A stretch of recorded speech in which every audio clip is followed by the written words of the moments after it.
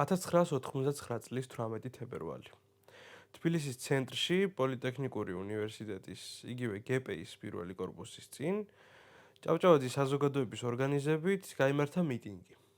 ეს დღე საქართველოს უახლეს ისტორიაში შესულია როგორც 18 თებერვლის სისხლიანი დარბევა.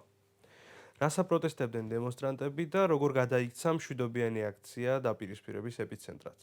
ამ თემებზე ვისაუბრებთ ღირსების სასამართლოს მეორე ეპიზოდში. როგორც უკვე აღვნიშნე, მიტინგის ორგანიზატორები ჭავჭავაძის საზოგადოების წევრები იყვნენ და სწორედ ამიტომ 18-ში დილას დემონსტრაციამდე რამდენიმე საათით ადრე ჭავჭავაძის საზოგადოების ლიდერები ზურა ჭავჭავაძე და თამარ ჩხეიძე დააპატიმრეს.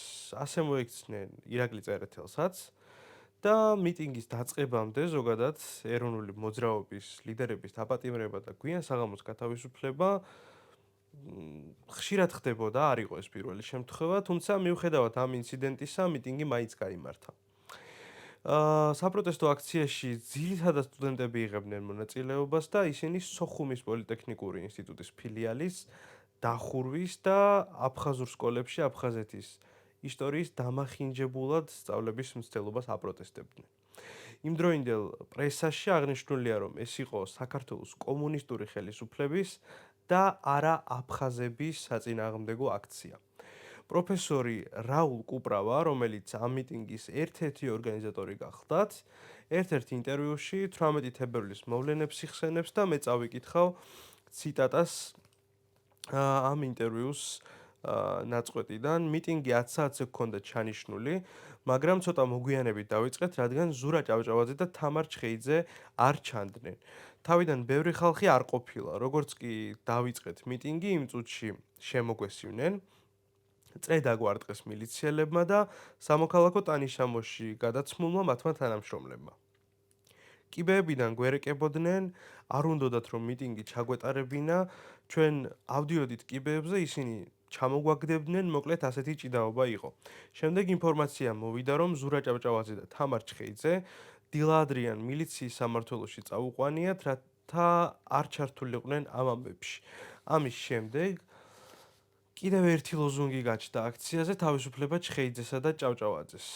მეოთხე კორპუსის კიბეებიდან რომ გამოგვრეკეს, მერე უკვე მერაბკოსტავაც მოვიდა, მას ხალხი მოჰყვა დროშებით, სულ უფრო ფართოვდებოდა და იზრდებოდა მიტინგის მონაწილეთა რაოდენობა. კომკავშირელებიც იქ ტრიალებდნენ გადაცმულ მილიციელებთან ერთად კიბეებზე და ქვემოთ გვეკაჩებოდნენ კიბეებიდან.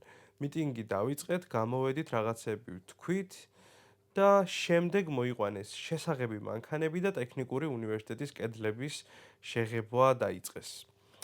გპ-ის ადმინისტრაციულ კორპუსთან შეკრებილი მომიტინგეები მილიციელებმა და კომკავშირელებმა ისე შეავიწროვეს, რომ იძულებული გახდნენ აქცია სხვა ადგილას გადაეტანათ და რაულ კუპრავას ვეთქმით ამავე ინტერვიუში, იგი ამბობს, რომ ისინი იპოდრომისკენ დაიძრნენ სკანდირებით, დროშებითა და ლოზუნგებით და უკვე საკმაოდ დიდი რაოდენობის ადამიანები იყვნენ, თუმცა გზაში გადაწყვიტეს, რომ მათ არაფერი ესაქმებოდათ იპოდრომთან და ჯობდა ეს ხალხი წასულიყო უნივერსიტეტის პირველ კორპუსთან, ამიტომაც მობრუნდნენ და გზა განაგრძეს უნივერსიტეტის პირველი კორპუსისკენ.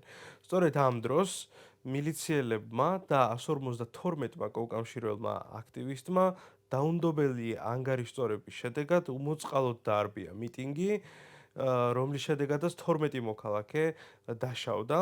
ხელისუფლებამ უკან დაიხია და მიტინგის ჩაშლის გარემოებათა დასადგენად შექმნა საგამოძიებო კომისია. სწორედ ამ კომისიის ერთ-ერთი წევრი დავით წივწივაძე ყვება 18 თებერვლის მოვლენებს. ეს ხალხი პირველ კორპუსთან რომ მივიდა, მილიციამ ნელ-ნელა შეამჭიდროვა რკალი და მიტინგის მონაწილეები პრაქტიკულად შესასვლელ კარებს მიაჭყლიტეს. პირველი კორპუსის კარები, რომელიც დაკეტილი იყო, იღება. ფოიედან გამოდის დაახლოებით 20-25 კაცი, გადაჭრილი სკამის ფეხებით შეიარაღებული, როგორც შემდგომ ირკვევა, ეს არის კომკავშირული აქტივი, როგორც თვითონ სტუდენტებმა თქვეს, ეს არ იყო სპეციალურად მოტეხილი სკამის ფეხები. გპ-ის პირველ კორპუსში ვიდრე შებრძანდებოდით, მარჯვენა, მარცხენა მხარეს იყო გარდერობები, სადაც შეიძლებოდა პარკების ჩამოკიდება, გაყოლებაზე კი განიერ თაროსავით მოაჯირივით ჰქონდა, რომელზეც ეს მოზრდილი ჯოხები იდო, ანუ ფოიეში ჩამოსვლის შემდეგ კომკავშირელი აქტივები ამჯოხებით შეიარაღდნენ. ცემაში ნაწილობრივ მილიციაც მონაწილეობდა, მაგრამ ძირითადი აქტივობა კომკავშირული აქტივის კისერზე გადავიდა. სისხლი დაიღვარა. მაშინ ვედროებით გამოჰქონდათ წყალი და ასხამდნენ კიბეებზე.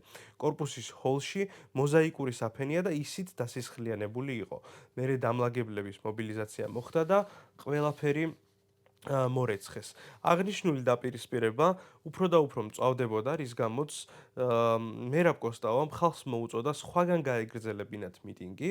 მერაბ კოსტავას მოწოდების შემდეგ მომიტინგეებმა კონსტანტინე გამსახურდიას მაშინდელი პეკინის გამზირზე გადაინაცვლეს და ბუკიას ბაღის მიმდებარედ დაბანაკდნენ, ასე რომ ვთქვათ. და აქაც განაგრძეს მილიციელებმა აქტივისტების ხელების გადაგრეხვა, რასაც საკმაოდ დიდი დაპირისპირება და შელაპარაკება მოჰყვა სტუდენტებსა და მილიციელებს შორის. ვინ არბევდა ეროვნულ მოძრაობას? იკვეთება რამდენიმე ადამიანის სახელი და გვარი. 1989 წლის გაზეთ საქართველოში, რომელსაც სახალხო ფრონტი გამოსცემდა, ნოდარ ნათაძე წერდა, რომ 1999 წლის 18 თებერვლის სასტიკ დარბევას შინაგან საქმეთა მინისტრის მაშინდელი მოადგილე, წარმოშობით აფხაზი ალექსანდრე ანქვაბი ადევნებდა ადგილზე თვალს და მილიციის თანამშრომლებს მითითებებსაც აძლევდა. ამგვარად, ქართულ-აფხაზური მეგობრობის გამტკიცების მოტივით გამართული მშვიდობიანი დემონსტრაციის დარბევა აფხაზ ჰქონია მინდობილი და მისსავე ხელში ყოფილა შინაგან საქმეთა სამინისტროს მთელი სისტემის თანამშრომელთა პირადი საქმეები. ნოდარ ნათაძე ერთ-ერთ ინტერვიუში დამრბევთა რიგებში ცნობილი ბიზნესმენისა და პარტია ლელოს ლიდერის მამუკა ხაზარაძის ყოფნაზეც საუბრობს. მამუკა ხაზარაძე 1999 წლის 18 თებერვლის დარბევაში მონაწილეობდა. ეს ჩემი თვალით ვნახე. რა თქმა უნდა, მაშინ არ ვიცოდი ვინ იყო ეს აწოწილი შავტუხა ზონდერ კომკავშირელი, მაგრამ წლების შემდეგ, როდესაც ის გამოჩნდა შევარდნაძის საბანკო ვარსკვლავებს შორის, მაშინ ვიცანი ეს ჯალათი. მაგის სახეს რა დამავიწყებდა. როდესაც გპ-ის პირველ კორპუსთან პირველი დარბევა მოხდა, ჩვენ ყველა ბუკიას ბაღისკენ გადავინაცვლეთ. აი აქ მოხდა სწორედ დარბევა, რომელიც მილიციელებმა მოგვიწყეს. ეგზეკუციას პოლკოვნიკ ღუდუშაურის სპეცრაზმი ატარებდა ბუკიას ბაღში გამართული სახელდახელო მიტინგზე. მილიციელები ტრიბუნასთან მდგარ მერაბ კოსტავას თავს დაესხნენ და ჭაღარა კეფა ქვაფენილზე დაარტყმევინეს. ეს როგორც იტყვიან, საკუთარი კეფით შევიგრძენი განმარტა ნათაძემ. იმ პერიოდში ტექნიკური უნივერსიტეტის კომკავშირის აქტივისტი, მექანიკა-მანქანათმშენებლობის ფაკულტეტის კომკავშირის მდივანი მამუკა ხაზარაძე 2012 წლის ინტერვიუში აქციაში მონაწილეობას კატეგორიულად უარყოფს და ამბობს, რომ ამ ცუდ ფაქტში, რომელიც სამწუხაროდ მოხდა და ნამდვილად სამწუხარო ფაქტი იყო ეს და სამარცხვინო ლაქა თანამედროვე ისტორიაში, მას არანაირი მონაწილეობა არ მიუღია მარტივი მიზეზის გამო, რადგან ის იქ არ ყოფილა თავისი ავადმყოფობიდან გამომდინარე, თუმცა აუცილებლად ხელს შეუშლიდა ამ დაპირისპირებას ის რომ იქ ყოფილიყო. მე რატომ მისვამთ ამ კითხვას? ვიღაცები ცდილობენ რომ რაღაცაში გამრიონ, მაგრამ ეს არ გამოუვათ. მე არანაირი სურვილი არ მაქვს რამე ვამტკიცო, ამბობს მამუკა ხაზარაძე. 18 თებერვლის მოვლენების შემდეგ 9 აპრილამდე მამუკა ხაზარაძემ კომკავშირი დაშალა და იგივე გაიმეორა სამედიცინო ინსტიტუტმაც. თუმცა 2001 წლის 10 აგვისტოს გაზეთ რეზონანსში გამოქვეყნებულ საგამოძიებო სტატიაში რადიკალურად განსხვავებულ ჩვენებას ვკითხულობთ მამუკა ხაზარაძისა. შემდეგ 1000-კაციანი ჯგუფების გადათვლა დაიწყო. პირველები კორპუსიდან გამოვედით მე და ჩემი ფაკულტეტის ბიჭები. დანარჩენები დარჩნენ. ჩვენთან ერთად იყო ერთი უფორმო მილიციელი, მაგრამ ჩვენი კორპუსიდან გამოსვლა და მისი ხედველობის არიდან დაკარგვა ერთი იყო.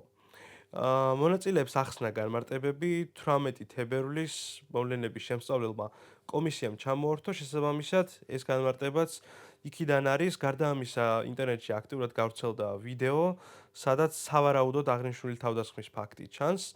მოვლენების განვითარებას რომ გავყვეთ, დარბევიდან მეორე დღეს, 19 თებერვალს უნივერსიტეტის პირველი კორპუსის ეზოში გაიმართა მიტინგი, სადაც აქციის მონაწილეები ითხოვდნენ 18 თებერვლის დარბევის ორგანიზატორთა დასჯას და ამის შემდეგ გპ-ის ადმინისტრაციული კორპუსის სააქტო დარბაზში გაიმართა დიდი შეკრება. ორგანიზატორები იყვნენ თავად გპ-ის სტუდენტები.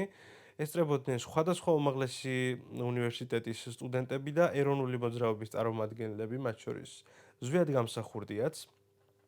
ამ შეკრებაზე დარბევის ზოგიერთმა მონაწილემ მოინანია თავისი საქციელი და პირდაპირ მოყვა თუ ვინ რა და როგორ დაავალა, მაგრამ კონკრეტული დეტალები ჩვენთვის ცნობილი არაა, ამიტომ გადავიდეთ იმაზე, თუ რატომაა დიდი მნიშვნელობის მატარებელი ჩემი მოყოლილი ისტორია და რატომ განვიხილე დღეს ეს ისტორია.